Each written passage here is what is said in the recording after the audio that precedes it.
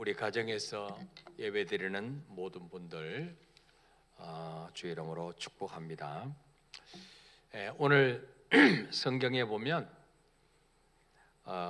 하나님께서 시내산 떨기나무 불꽃 가운데서 모세를 부르시는 그런 이야기가 소개됩니다. 3장 1절에 먼저 보면 한번 함께 읽어볼까요? 시작. 모세가 그의 장인 미디안 제사장 이도로의 양떼를 치더니 그 떼를 광야 서쪽으로 인도하여 하나님의 산 호렙에 이르매. 아멘. 자, 1절에 보니까 모세가 장인 이도로의 양무리를 치다가 그 양떼를 어디로 인도하느냐? 광야 서쪽으로 인도해서 하나님의 산 호렙에 이르렀다 그랬습니다. 서쪽으로 인도했다. 이것은 창세기 3장에서 아담하고 선악과를 따먹고 난 후에 하나님이 에덴 동산에서 쫓아내는데 어디로 쫓아내냐? 동쪽으로 쫓아내. 동쪽으로. 창세기 3장 24절 한번 볼까요? 시작. 이같이 하나님이 그 사람을 쫓아내시고 에덴 동산 동쪽에 그룹들과 두루 도는 불칼을 두어 생명나무의 길을 지키게 하니라. 아멘. 에덴 동산에서 우리 조상 아담 하와가 하나님이 따먹지 말란 선악과를 따먹고 범죄한 후에 동쪽으로 그들을 쫓아내시고 동쪽에다가 그룹들, 천사들, 또 두루 도는 불칼 이거를 두어서 생명나무 열매는 먹지 못하도록 지키겠다 그랬죠. 자, 동쪽으로 쫓겨나서 하나님과 관계가 멀어진 그 아담의 후손들이 거기서 맞이한 첫 번째 사건이 뭐냐면 가인이 아벨을 죽이는 그런 사건이었습니다. 아벨의 제사는 하나님 받으시고 가인의 제사는 받지 않을 때 그 가인의 아벨을 시기해서 들로 요인해서 돌로 죽였습니다. 그때 하나님이 가인에게 나타나셔서 가인아 내 아우 아벨이 어디냐 그렇게 물으셨어요. 그때 가인이 뭐라고 말했냐? 내가 내 아우를 지키는 자입니까? 그렇게 대들었어요. 왜 나보고 아우 아벨을 묻습니까?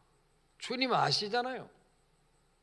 내가 아우 아벨의 보호자입니까? 나보고 어쩌란 말입니까? 아우 아벨을. 그렇게 반항함에 대들은 것을 보게 되죠. 그 이후부터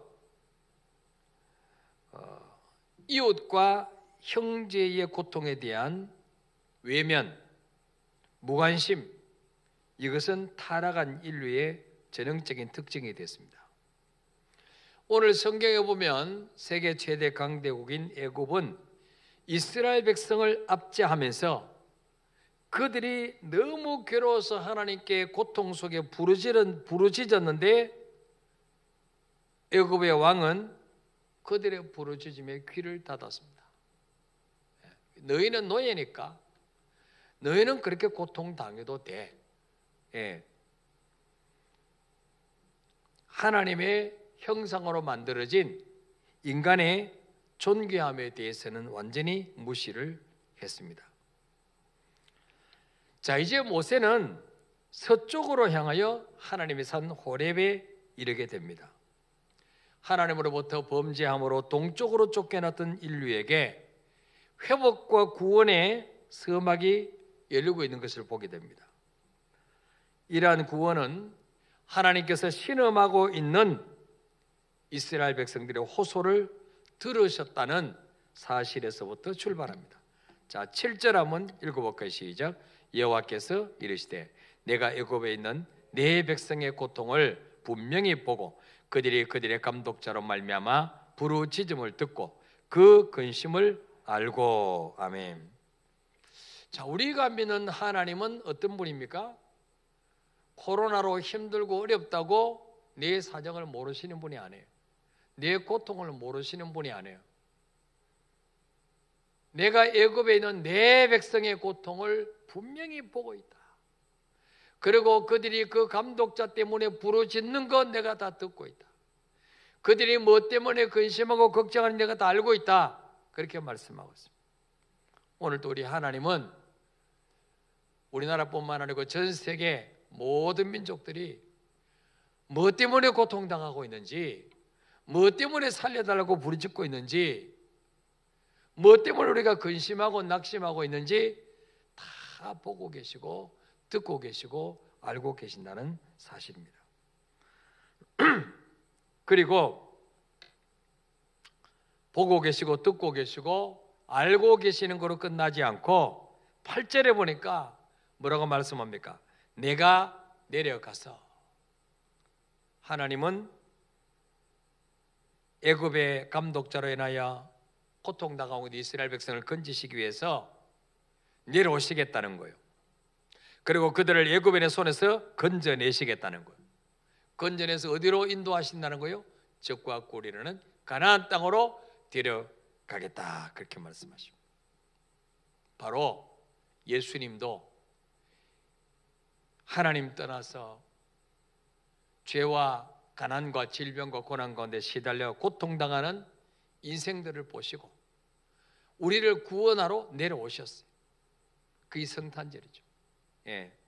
하나님은 하나님의 백성들이 고통당하는 것을 보고만 계시는 분이 아니다. 구경만 하고 계시는 분이 아니라 친히 그들을 건져내셔서 그 가난에서, 그 노예에서, 그 자유가 억압당하는 그 환경에서 건져내셔서 하나님이 그 조상 아브라함에게 약속하신 그 적과 꿀어낸 가나안 땅으로 데려가겠다, 그렇게 말씀합니다. 자, 그러면서 하나님은 하나님 일을 하는데 사람을 통해서 일하시죠. 사람을 통해서. 예. 자, 누구를 통해서 지금 이스라엘 백성을 애굽의 학대에서 건져내셔서 적과 꿀이라는 가나안 땅으로 인도하시느냐? 바로 모세를 통해서. 모세를 통해서 그 일을 하시겠다고 지금 가시떡이 불꽃 가운데서 모세를 부르신 거예요. 자, 그러면서 9절 10절 한번 읽어볼까요? 시작. 이제 가라, 이스라엘 자손의 부르짖음이 내게 달하고 애굽 사람이 그들을 괴롭히는 학대도 내가 보았으니 이제 내가 너를 바로에게 보내어 너에게 내 백성 이스라엘 자손을 애굽에서 인도하여 내게 하리라. 아멘. 그러면서 하나님이 모세를 향해서 말씀합니다. 모세야, 이제 네가 바로왕에게 가라. 가서 내 백성 이스라엘을 건져내라. 애굽 사람이 그들을 괴롭히는 학대를 내가 보았다. 9절에. 예. 그래서 10절에도 너에게 내 백성 이스라엘 자손을 애굽에서 인도하여 내게 하리라. 너에게. 모세를 통해서 일을 하시겠다는 거예요. 예. 자, 그때 모세의 반응이 어떻습니까? 11절 읽어볼까요? 시작. 모세가 하나님께 아뢰되 내가 누구이기에 바로에게 가며 이스라엘 자손을 애굽에서 인도하여 내리까. 아멘. 따라해 봅시다. 내가 누구이기에 바로에게 갑니까? 예. 자, 이 하나님의 명령 앞에 이 모세는 일단 거절합니다. 예. 하나님, 저 아시지 않습니까? 내 나이 지금 80입니다. 애굽의 왕자 노릇 한 지가 이미 40년 전의 일입니다. 그때는 나를 따르는 무리들도 있고 나는 젊음도 있고 패기도 있고 그때 내가 이스라엘 백성을 애굽에서 건져내 보려고 그 이스라엘 백성을 괴롭히는 장교를 쳐 죽이고 자기 뭘 한번 해보려고 했잖아요. 근데 오히려 살인자가 되고 그 사건 때문에 애굽에서 쫓겨나서 도망가서 40년 동안 광야에서 이제 방황하다가 이제는 가진 것이 아무것도 없는 그런 초라한 노인에 불과한 모세에게 지금 와서 하나님, 내가 너에게 내 백성 이스라엘 자손을 애굽에서 인도하여 내게 하리라, 그런 말씀하시면 어찌합니까 주님? 자, 어떻게 보면 겸손인 것 같은데 겸손이 아니에요. 이 모세는 아직까지도 하나님께서 일하시는 방법을 모르고 있어요. 왜? 지금 모세 처음 하나님을 지금 만나잖아요. 아직까지도 모세는 힘이 지배하는 애굽의 가치관을 벗어나지 못했음을 보여주고 있습니다. 이스라엘 백성을 건져내려면 그래도 좀 나이도 젊고 좀 따르는 무리도 있고 뭔가 좀 자금도 있고 뭐 그래야지 하는 거지. 아무도 따르는 사람 없는데 내가 가지고 있는 것은 양칠 때 쓰는 지팡이 하나밖에 없는데 이걸로 무슨 이스라엘 백성을 건져낸단 말입니까? 그러나 결국은 모세는 해냈나요? 못 해냈나요? 해냈습니다. 결국은 이스라엘 백성 200만이 넘는 이스라엘 백성을 노예에서 건져내는 이스라엘의 출애굽의 영웅이 되었습니다. 세계 최대 강대국인 애굽의 바로왕을 항복시켰습니다. 이스라엘 역사에 길이 남는 지도자가 되었습니다. 하나님은 우리에게 어떤 직분을 주시거나 일을 맡기실 때 그냥 맡기시는 게 아니에요. 그 일을 감당할 만한 건강, 물질, 또 도울 사람 다 준비해 놓으시고 우리에게 맡기시는 것입니다. 믿습니까 여러분? 자, 모세에게도 하나님이 12절에 뭐라 말씀합니까? 하나님이 이르시되 내가 반드시 너와 함께 있으리라. 네가 그 백성을 애굽에서 인도하여 낸 후에 너희가 이 산에서 하나님을 섬기리니 이것이 내가 너를 보낸 증거니라. 하나님이 모세에게 말씀합니다.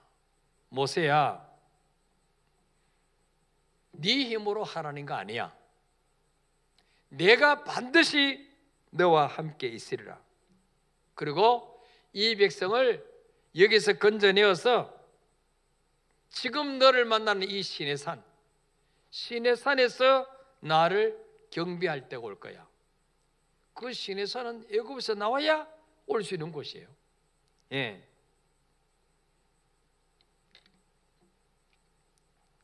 확실한 증표도 주셨죠. 그러면 우리는 하나님이 어떤 명령을 하실 때 우선은 부담되는 것 같아도 하나님의 말씀에 순종하면 반드시 하나님이 되게 하시는 것입니다. 하나님이 나와 함께 하시는 것을 체험하게 되는 것입니다. 그러나 내 환경과 내 처지만 바라보고 거절하면 하나님이 나와 함께 하시는 그 임마누엘의 축복은 전혀 경험하지 못하는 거예요. 하나님의 일은 결코 자기 실력과 자기 힘으로 하는 게 아니에요. 만일 그랬다면 하나님은 이집트 바로왕을 통해서 일하시고 힘 있는 자, 권세 있는 자를 사용하셔서 하나님의 사명을 감당할 수 있게 하셨을 거예요. 하나님의 일은 그런 자를 통해서 하시는 것이 아니라 하나님의 손에 붙잡혀서 그 말씀대로 순종한 자를 통해서 하나님은 일을 하시는 것입니다. 그래서 하나님이 모세에게 내가 반드시 너와 함께 있으리라 그렇게 말씀하고 있어요. 여호수아에게도 마찬가지죠. 모세가 죽고 난 후에 하나님이 여호수아에게 이스라엘 백성을 이끌고 요단을 건너서 가나안 땅으로 들어가라. 그럴 때 요수아가 너무 두려웠어요. 예. 자기는 모세처럼 공부를 많이 한 것도 아니에요.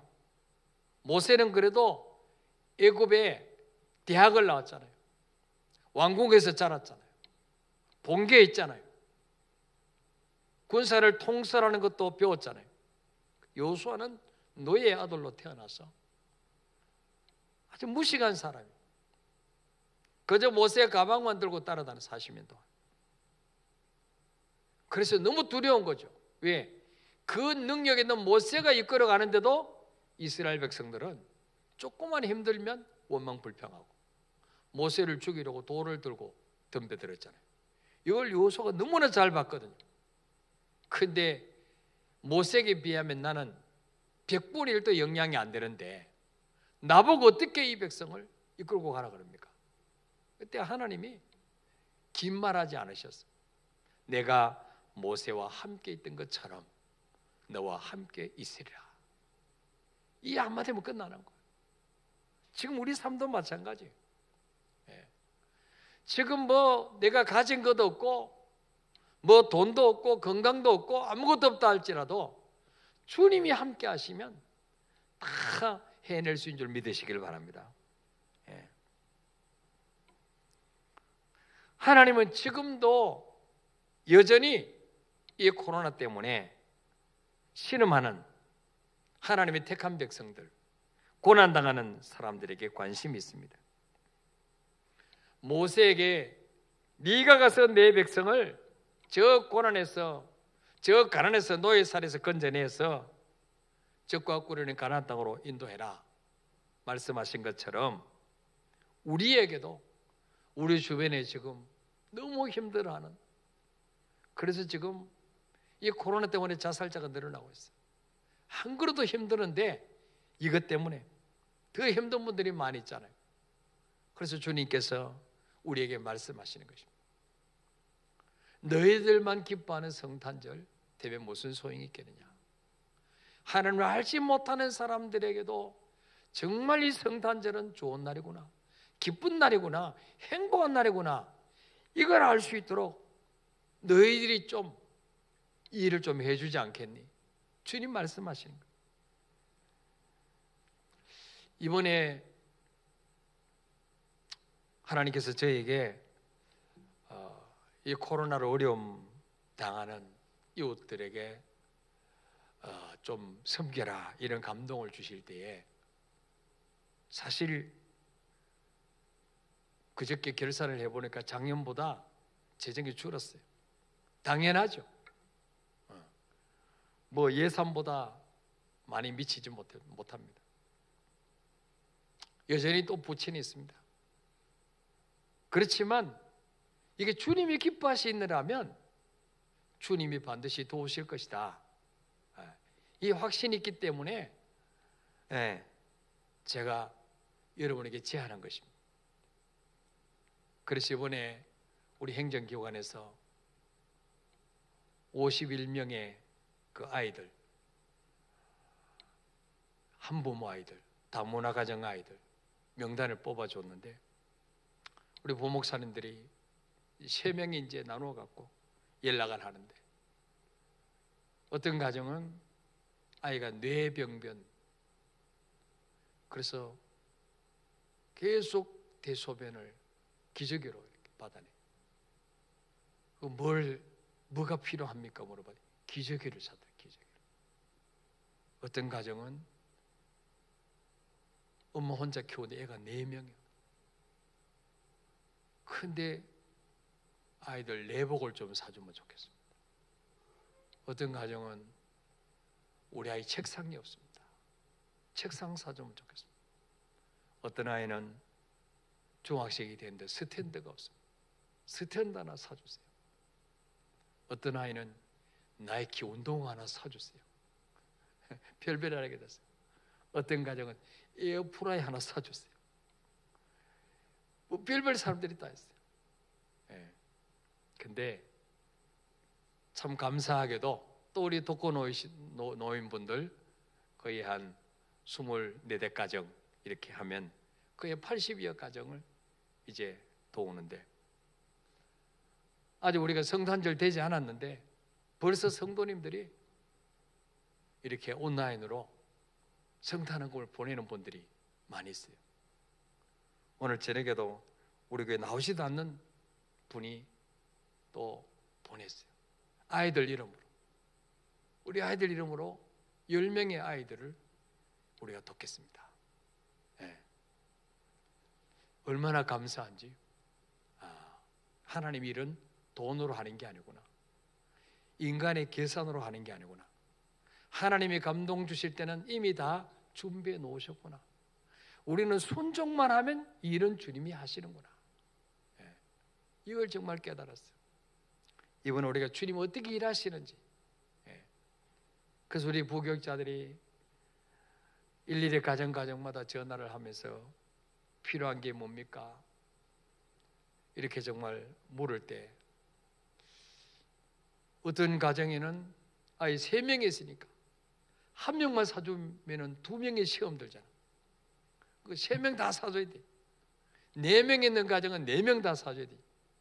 그러니까 그 4명 있는 가정은 거의 40만 원어치 물건이 도움받는 거죠. 그러니까 그 어려운 힘든 가정에서 40만 원을 또 아이들이 정말 그 갖고 싶어하는, 이거를 물건을 사준다고 하니까 너무 좋아하는 거예요. 예를 들어서 우리 교회에서 10kg짜리 쌀을 한 포대씩 사놓고 줄 테니까 가져가시오. 그러면 뭐 그렇게 감동이 되겠어요.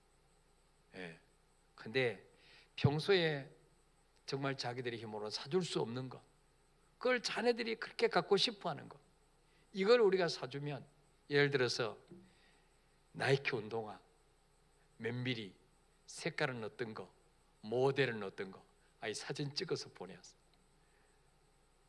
그러면 우리가 그걸 사주면 그 아이가 그 나이키 신발을 신을 때마다 얼마나 행복하겠어요. 얼마나 주님께 감사하겠어요. 정말 교회는 좋은 곳이구나, 예수라는 분은 좋으신 분이구나. 이거 뭐 돈으로 바꿀 수 있겠어요? 100만 원, 1000만 원 가지고 교회에 대한 인식을 바꿀 수 있겠어요? 바꿀 수가 없어요. 그래서 이번에 우리가 처음이기 때문에 이렇게 하는데, 이제 내년에는 더 우리가 좀 확장해서 한 100여 명, 내년부터는 10월달, 11월달부터 미리 대상자를 조사해서 이제는 여러분 각자 필요한 물건들을 쫙 붙여놓고, 나는 이거 하겠습니다, 우리 집에서는 이거 사주겠습니다. 그래서 각자가 한 명씩 맡아서 자기가 물건을 사서 직접 전달하고, 그러면은 훨씬 더 여러분이 행복해지는 것을 느끼게 될 거예요. 이번에 시간에 촉박해서 또 주문해야 되고 택배로 와야 되고 전달해야 되고, 이게 시간이 너무 촉박해서 그렇게 힘들지만, 그러나 혹시 여러분 중에서 물품 전달하는 것은 내가 좀 해보겠습니다, 그런 분들, 포장하고 그런 분들, 우리 부목사에 연락하시면 또 여러분 전달하는데 여러분 갈 수도 헌신할 수 있어요. 그래서 정말 이웃의 탄식에 귀를 기울이자. 모세처럼 내가 누구 관데 이걸 하라 그럽니까? 가인에게 내가 내 동생 아우를 지키는 자입니까? 이렇게 할 수도 있어요. 왜 하나님 저보고 우리 교회 보고 이 권장에 어려운 사람들 떠맡으라 그럽니까? 이렇게 할 수도 있어요. 그러나 마태복음 5장 7절에 보니까 긍휼히 여긴 자는 복이 있나니 그들이 긍휼히 여김을 받을 것이요. 우리가 정말 힘들게 어렵게 사는 분들을 긍휼히 여길 때, 불쌍히 여길 때 우리도 하나님 앞에 긍휼히 여김을 받는다는 거예요. 또한 잠언 19장 17절에도 가난한 자를 불쌍히 여기는 것은 하나님께 구워드리는 것이니 그의 선행을 그에게 갚아주시리라. 어쩐에 어떤 집사님 그 초등학생 또 유치원 다니는 아이가 있는데 교회에서 이 이야기 하기 전에 아이들에게 이번 성탄절 때 너희들 선물 받으면 더 어려운 아이들에게 절반은 좀 나누면 어떻겠니? 어떻게 하면 나눌까? 그렇게 했는데 제가 지난주 그 설교를 해서 그 아이들 이름으로 이미 또 온라인으로 보냈어요. 한 사람이 한 명은 못하지만 두 사람 아이 합해서 한 명을 우리가 하겠습니다. 그래서 정말 우리가 자녀들 교육을 위해서도 어릴 때부터 나보다 더 힘든 아이, 네 용돈을 한번 섬겨보자. 이거 얼마나 이게 평생 이거 복 받는 걸 심어주는 거죠. 그래서 이번에 정말 우리가 다 힘들고 어렵지만 그러나 나보다 더 어려운 사람, 그런 분들을 우리가 정말 우리 교회에서 섬김으로 하나님의 모세와 늘 함께 하시고 늘 기적을 베풀으셨던 것처럼 우리 삶 속에서도 주님이 동행하시는 이런 기적을 체험하는 복된 성탄절 되시기를 축복합니다. 우리 한번 찬양하고 기도하겠습니다.